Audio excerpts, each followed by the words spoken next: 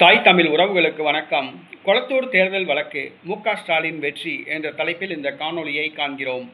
கொளத்தூர் தேர்தல் வழக்கு மு.க. ஸ்டாலின் வெற்றி என்ற தலைப்பில் இந்த காணொளியை காண்கிறோம். தமிழ்நாடு முன்னாள் முதலமைச்சர் மு.க. ஸ்டாலின் கொளத்தூர் தொகுதியில் போட்டியிட்டார். 8000 வாக்குகள் வித்தியாசத்தில் தோல்வியடைந்தார். அவர் திமுக 59 இடங்களை பிடித்தது. எதிர்க்கட்சி தலைவராக உதயநிதி ஸ்டாலின் பொறுப்பேற்றார். மு.க. ஸ்டாலின் தோல்வி அடைந்ததை திமுகவினரால் ஜீரணிக்க முடியவில்லை. இந்த சூழ்நிலையில் அவரது வேட்புமனு சம்பந்தமாக சிவஞான சம்பந்தம் என்பவர் வழக்கு தொடுத்திருந்தார்.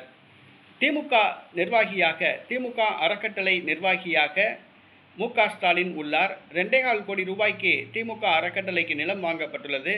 அதை மறைத்துள்ளார் என்று வழக்கு தொடுத்தார்.